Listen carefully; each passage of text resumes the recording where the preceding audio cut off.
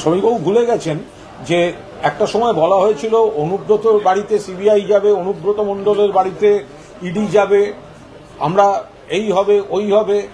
তো তারা অনুব্রত মণ্ডল যখন অ্যারেস্ট হয় আমরা বারবার বলেছিলাম রাজনৈতিক প্রতিহিংসা, বিশেষভাবে তার কন্যা যখন অ্যারেস্ট হয় আমরা বারবার বলেছিলাম যে মাতৃহারা, যার বাবা তাকে বন্দি করা হয়েছে, ফলে তাকে এইভাবে অ্যারেস্ট করা এটা অমানবিক, এটা হতে পারে না। তারপরেও তারা তখন উচ্ছ্বাস করে ভেবেছিলেন বীরভূমে সিট জিতবেন।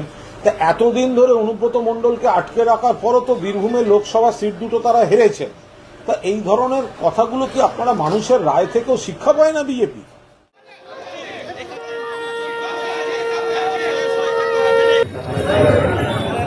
জামিনে মুক্তি পেয়ে তিহার থেকে আজ বোলপুরে নিচুপট্টির বাড়িতে ফিরেছেন বীরভূমের দাপুটে তৃণমূল নেতা অনুব্রত মণ্ডল। তার ঘরে ফেরা নিয়ে উচ্ছ্বাসিত তৃণমূলের জেলা থেকে শীর্ষস্তরের নেতৃত্ব। আবারও বীরভূমে তৃণমূলের পুরনো দাপট ফেরার অপেক্ষায় শীর্ষস্তরের নেতারা।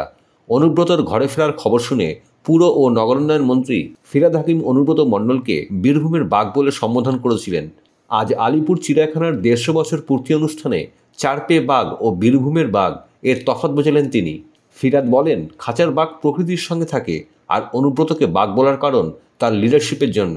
এত অত্যাচারের পরেও তার যে মনোবল, সেই জন্যই তাকে বাঘ বলেছি।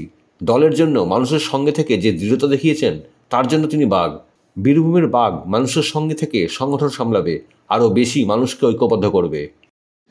আর অনুব্রতকে বাঘ বলেছি তার লিডারশিপের জন্যে, তার এত অত্যাচারের পরেও তার মনোবলের জন্যে, তার মানুষের সাথে দলের জন্য থেকে যে দৃঢ়তা দেখিয়েছে, তার জন্য সে বাঘ।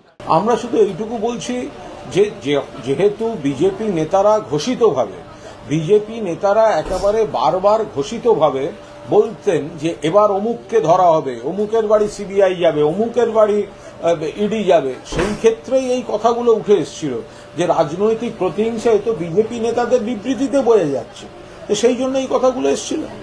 আজকে ফিরহাদ হাকিম বলেছেন যে অনুব্রত মণ্ডল বাঘ, শুধুমাত্র এবং এজেন্সি ষড়যন্ত্র করছে, শুধুমাত্র পার্থ চট্টোপাধ্যায় ছাড়া।